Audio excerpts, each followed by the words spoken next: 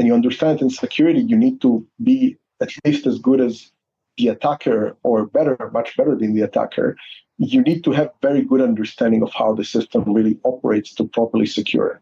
And what we've done at Cylus is actually getting to learn all those systems, to cooperate with industry players, with leading railway companies to build a platform that will be able to protect all those types of systems, whether it's signaling, whether it's rolling stock, dispatching systems, and also the complementary OT system that you have in the rail environment.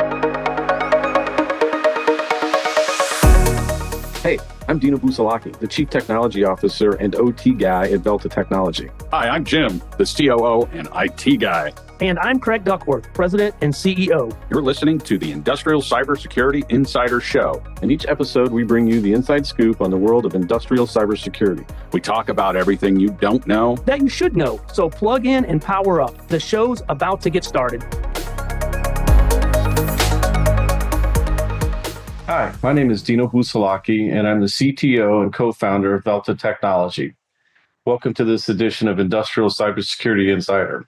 Today, we have Miki Shifman, who's also a co-founder and CTO for Cylus. Cylus is a unique OT IDS platform, and I'll let Miki introduce himself and what Cylus is. So welcome to the show, Miki. Thank you very much, Dino. It's a pleasure to be here. So nice to meet you all. I'm Miki Shifman. I'm CTO and co-founder of Cylus. At Cylus, our mission is to focus on rail cybersecurity and to make railways secure all around the world. Myself, I'm the CTO and co-founder of the company. My former background is cybersecurity, computer engineering, embedded systems, communications, and the combination of all the previous. And we founded Cylus in 2017. And as I mentioned, we focus on securing railway systems, and the railway domain is quite complicated. It has lots of systems, lots of automation that has been introduced over the recent years. And I'll be happy to share more about it and what we do at Cylus and the challenges of the railway space. Yeah. And something that I think that's unique about Cylus, coming at it from that OT IDS perspective, is you're going after a specific vertical, which is something that we haven't really seen in this space yet. When Miki and I met earlier this year at an S4 conference, and you were speaking about creating vertical specific OT IDS platforms, which I think has a lot of relevance depending on what that vertical is. And so can you explain, how you got into the rail side of the business and why you think vertical specific OT IDS strategies are relevant? Yeah, sure. So when we started Cylus, first, we looked at the railway world, and we see trains all around us, whether it's a transit or in freight. Trains basically power our economy. They move people from place to place. They move goods from place to place. And without railways, without transit, I guess it would be much harder to do everything. I know people speak about autonomous cars and things like that, but autonomous cars will eventually hit the bottleneck anyway, and transit is the only sustainable way to move passengers across cities. So when we looked at the railway space, we figured out something unique about it. Figured out it has an entirely specific ecosystem of companies and suppliers that manufacture railway systems. You have very specific equipment that is used in railway environments. And if we look at, let's say, the generic OT security companies, what we see is mainly companies that focus on, let's say, 15 verticals, and they provide one solution with the purpose to fit it all. But when you say fit it all, the question is how good do you fit it? And within rail, one thing that we realized is that when you look at the railway space, you see that over 70% of the systems that are critical to rail operations, let's say the OT systems that are just in rail, they're specific to the rail domain.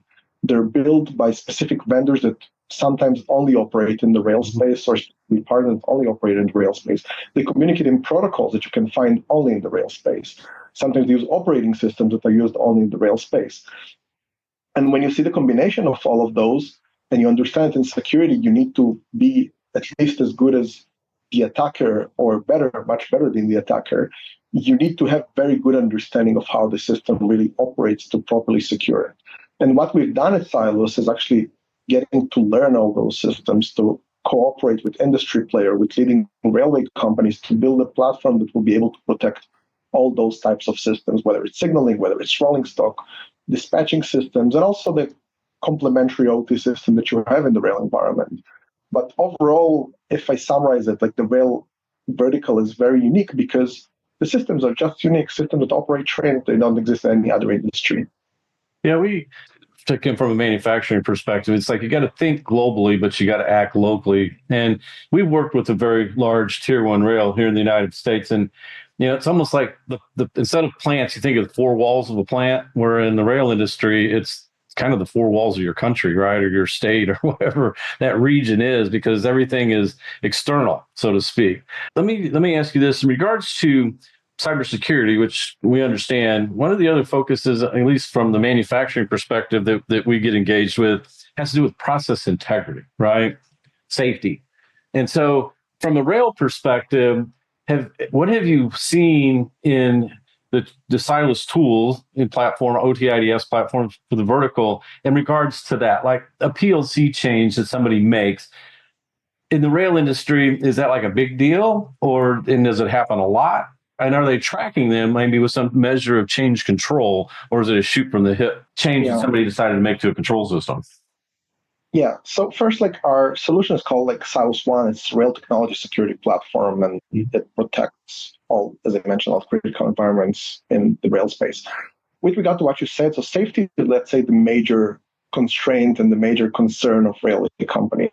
That's kind of like granted by definition. So what we see a lot in the railway space is that companies really refrain from making changes to any operational systems, and they really do it only as they need. So usually the way it works is that you have a system and it gets certified, or they call it homologated, for safety. And once the system receives safety certification, it's getting signed by, sometimes by the government, by the way, like you sometimes get approval actually of the actual hash files of the software by the government in some places, in some countries, especially in Europe. Then the purpose is not really to touch it. Otherwise, you will violate something that is called the safety case of the system. And the safety case is basically all the set of assurances that exist for the system. So that's like the entire V cycle, V diagram basically that you have for the processes. One thing that we're seeing is that a lot of like those safety controls are not really, let's say, security controls. So there are actually some good comparisons you can also find online between security standards and framework to what you have existed in safety. And in safety, for example, we see commonly used like functions for integrity that are not really cryptographic or something similar to that. So they're trying to avoid components from sending a message that is invalid, while at the same time they're not really validating it. So you can see, like, for example, one of the main railway protocols uses like MD4 function, hash function, and it's quite new actually, like the protocol itself, but the function that is supposed to check the integrity is actually quite old, and that's a nice term for that. So what we're seeing a lot is that you don't have really security controls within the safety systems, but at the same time, it's very hard for operators to make any changes, whether those are changes for improving the functionality of the system, which typically you don't need because they're used for a system just to run for 30 years and not necessarily being touched. But also, like, introducing your security controls is a pain from the same reason. Like, introducing security controls usually means like changing the software of a component. Changing the software component forces you basically go through the assurance process. And that's something that we typically see companies refrain from doing, and they try to avoid it at all costs. And that's why actually Cylus One is non-intrusive, because being intrusive in this industry is something that typically will not be allowed.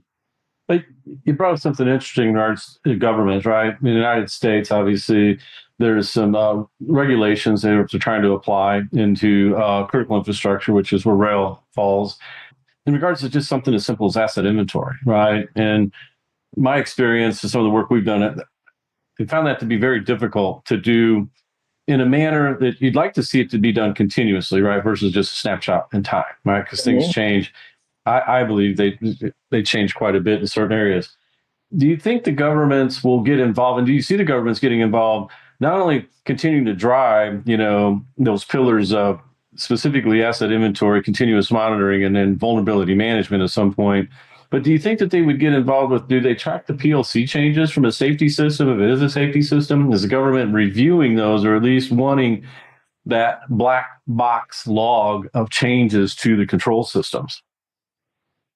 Yes, it's really the question of expertise. So first, maybe I mentioned that companies try to avoid making changes in systems, but it's clear for us, especially security practitioners, that it's impossible to assume that. It's impossible to assume that the system is closed or secure or not being touched, and no one's going to come with a maintenance laptop and do something malicious or so on. Of course, it's impossible. What we're seeing is that, so in the last, let's say, 3 years or so, CISA and the TSA, so the prime and CISA supporting body, has been quite active in trying to regulate the rail space, the rail and transit space. And it started from a set of directives and became legislation and gets updated. And I think also like one of the things that we hear from rail operators in the US is that they're being audited by TSA and CISA. And of course, like they're kind of like different levels of audits, and it also depends on the level of the company. But what we're hearing is that they sometimes ask also hard questions about security controls and about the security implementation plans and all the things that are supposed to be. So in my opinion, we're going to get there. I'm not sure if we're there yet. I think there's some basics first to track before you kind of like get there, because many of the companies didn't really have sometimes a CISO in place or someone who's responsible for security coordinator, the way you call it. And monitoring is another point that, of course, companies need to introduce, and it's also one of the things that the regulation calls for. And I think that as monitoring gets better, they also understand how good looks like, and they will be able to compare different things like configurations or changes or security weaknesses that the architecture has by design sometimes. And then, of course, to apply the changes that are needed to kind of like improve over time, or at least like to be able to evaluate the risk in the system and mitigate as much as possible. I'm going to touch back on something when you were talking about the OEMs earlier, that are specific to the rail industry. Their role, right? I come from the side of the track, if you will, in regards to OT's role in regards to these cybersecurity technologies and solutions that are specifically built and geared for their environment, compared to an IT group that doesn't deal with those assets in a daily manner, right? Which I think is relevant and important. Hands-on, think globally, act locally. OEMs, are they getting better as far as trying to bring solutions to the table for the rail industry, where they're actually giving them some frameworks that they can use, per se? Are you seeing that, Miki? So I can say they're getting better. They're for sure getting better. When we started the company in 2017 and we spoke to OEMs, most of them left at us, basically, kind of like thinking about security as a constraint on something that people will need or companies will need. But eventually, like they kind of like understood that what they did in the past 20 years was basically introducing automated controls in places that they used to have mechanical controls or things like that. And there is, let's say, it's not like, you can think about it as a tax maybe, when you consider like adding more software to your system, like you need to consider security. Otherwise, like you're just doing one part of the job and you're not doing the rest. And I can say that I think that almost all of them, at least in the rail space, got much better than they used to be. So when I'm saying much better, I mean that they have more people. First, like let's say they have people who are responsible for product security, which is fairly new. It doesn't necessarily mean that the existing system that they will have in the field will be all secure, because the life cycle of systems is like 30 years. But let's say that when they plan new systems, I think that most of them will aim to add security to it. But also another thing is important to understand, at least in the OEMs in the rail industry. So this industry is kind of like is built on RFPs and public tenders, basically, that kind of like companies, transit agencies, or like heavy rail operators, they issue to a set of OEMs, and they basically provide you like hundreds of thousands of pages of requirements to how they want the train to be built, or what requirements they have for the signaling system. And those requirements typically did not include any topic of security in them. And what we've been seeing in the recent years is that in almost all around the world, the OEMs starting getting requirements for security. So it could be like as simple as like add security to your system, which doesn't necessarily mean much and doesn't necessarily mean that the OEM will do something about it. But it can also be like quite detailed. So in some companies, we saw like 20 pages or 30 pages of security requirements on your systems, or like kind of like referring to other standards like IEC 62443-3 or TS 50701, which is the railway version of it, and the new stuff. And once they see it, and those OEMs usually operate globally, they understand they need to build this security practice in-house. And when I say security practice, it means that they have people who are responsible for it. They start like putting like vulnerability disclosure policies and things like that on their websites, and you can find it in most of the websites. And eventually it also comes down to like also building like more secure by design components. And I don't necessarily like this quote, like secure by design. Like I believe that you can add some security by design, but you cannot really like assume that something is secure when you deliver it forever. And it requires also like some secure operation and maintenance. And like again, the security world is continuously evolving, but at least you can say they're doing it. And some of them even go further than that and start to think about like adding security services to their portfolio, or even like managed security services. Like they're kind of like they're playing all across. And I think we will see in a few years what's a successful strategy looks like, how successful strategy looks like, because we have a diversity of them. But overall, I can say that all the OEMs, almost all of the OEMs has improved in terms of security. But still, there is a constant tension between their role in the world of like supplying railway systems to the role of acting as the security guard of the railway system. And they also have this tension internally within the organizations, because on one hand, they want to basically sell more of those systems. On the other hand, they need to face sometimes hard questions by their customers about security. And I believe they're trying to balance them, but essentially, like I just hope it will all lead to more secure systems that will kind of like transport passengers and goods. I think if you can, tie it to safety, and for instrumentation, when you think about, all of the OEM and even asset owners are always after more data. Think of predictive maintenance, right? So I want thermal, I want harmonics, vibration, stress. I want all these data points to make these systems more reliable and safe. To me, when I think of what from a cybersecurity perspective, it's the same message, right? I need more data in order to determine what's going on from a digital perspective around those control systems. That narrative kind of fits together for most organizations. We can tie it to that. So when you think about an OT IDS platform specific to the rail industry like Cylus and what you're doing, what's any different than that, than the stuff that I've got that's making sure that the tracks are sound and safe, that the engine is sound and safe, and I'm collecting instrument data off of that to know that my braking system is good, to know that the locomotive is running efficiently, to know that the axles aren't cracked or whatever. All the tools that they use to collect that information is relevant for operational safety, but why wouldn't you think from a digital standpoint, from a cybersecurity process integrity, that the data is not relevant either, right? Why wouldn't you want to get after it under the umbrella of digital transformation, right? Industry 4.0. And having that type of conversation, with a client is always an interesting endeavor, right? I don't know how you guys, when you bump into that, when you get pushback, to your point, it's like you're already doing all these other things. This is just additional data points that are relevant and required. Yeah, I totally agree with that. And I can say that most of our customers, they use our platform for more than just security. They use it for configuration management. They use it to improve sometimes even their operations or investigate operational events. So you can have plenty of use cases when you're focused on an industry. And it's also one of the points that I touched during my S4 talk. Like when you're building a platform which is tailored for a specific industry, you're forced to learn the business cases. You're forced to learn the constraints of the industry. And that's what we've done at Cylus. And that actually is something that we offer to our customers. Like you can have the signaling people, the maintenance people, the rolling stock people use the same platform as the security people. And for the security people, it's also easier to convince of course, probably as any other OT industry, there are spread responsibilities. You have on one hand the IT people or security people, they aim to kind of like improve the security posture of an organization. And on the other side, at least in rail, you have the rail people, they just want to keep the trains moving, and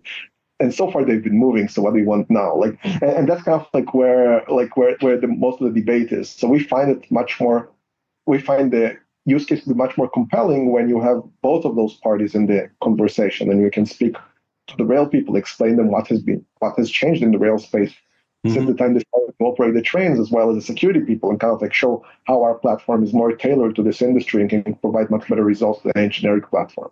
And I think it's key, like you need to do both. Yeah. Shifting gears for a second, I don't know if you mentioned insurance. So are the rails industry running up against issues getting cybersecurity insurance? Do they even get it? Do they try to get it? Are the premiums going up, policy and coverage is going down? I'm just kind of curious on what you see from a cybersecurity insurance perspective in the rail industry. Yeah, sure. What I'm seeing about insurance in the rail industry is just probably to insurance in general in cybersecurity. That's like kind of like initially it was kind of like a hot topic, and then the premiums started to go up because most of the companies have been attacked in a way, like at least by ransomware or something similar to that, and it's quite hard to evaluate the risk. So I think it's still like early to kind of define the right insurance policy for cybersecurity in the rail industry. And I'm not sure how is it like in other OT industries. I know that it's a topic that companies deal with, and they're looking how to optimize on that because the premiums, of course, go up. Yeah, we have certain clients that they can't get it, or they've been impacted, and so they've either lost it, premiums going up, coverage is going down. So we are, and some of those initiatives are driving them to start a path forward on their OT cybersecurity because of some of the insurance issues and risks that they're dealing with. Yeah, exactly. It kind of like moves to more of a self-insurance approach because you understand that you need to put your own controls at least to kind of to improve your security posture if you cannot get what you want from your insurance provider. And I think also the exclusions around nation state doesn't necessarily help. Like they don't necessarily help with the topic as well with the insurance companies. But I believe this topic will kind of like it will stabilize at some point. One final question. So if there's one piece of advice that you could give the rail industry today or OT asset owners, a piece of advice in regards to as a takeaway from this, what would it be? Yeah, I think that many people talk about awareness as an important topic. And I agree that awareness is an important topic, like you need to educate people around security. But in my opinion, at least in the segment that we are operating in, the segment of rail, you can't really do much without a lot of automation around your security because the systems are very big. Like you have a lot of systems, you can have large rolling stock fleets or thousands or tens of thousands of miles of track. And the only sustainable way to kind of like achieve what you want from a security program is automate it and have the right level of visibility across all those topics. And I believe that that's also one of the best learning experiences because once you start automating things, you start seeing things in real life. And I really believe in active learning. I don't think that learning is necessarily just reading standards framework. You need to really touch the things in the field. You need to see something in your systems. And I really like call for like much more automation across all the security processes you have around your rail cybersecurity, around the OT security in rail. And I think it's a topic to kind of like to be more successful, as well as to be able to kind of like handle the fact that you're not necessarily going to have the largest force to work on security. You're going to have probably a smaller team, and you need to do as much as possible with whatever you have, and automation is key to that. Yeah. All right. Well, thank you, Miki. We appreciate your time today. Thank you very much, Dino. Thanks for tuning in to the Industrial Cybersecurity Insider Podcast. To stay up to date with our latest episodes, be sure to click the follow or subscribe button now. And if you found this podcast helpful or have a topic you'd like us to cover, please leave us a review or let us know. If you're interested in learning more about Velta technology and how you can get safer sooner, visit veltatech.com. That's VELTA tech.com. Thanks again for listening. See you next time.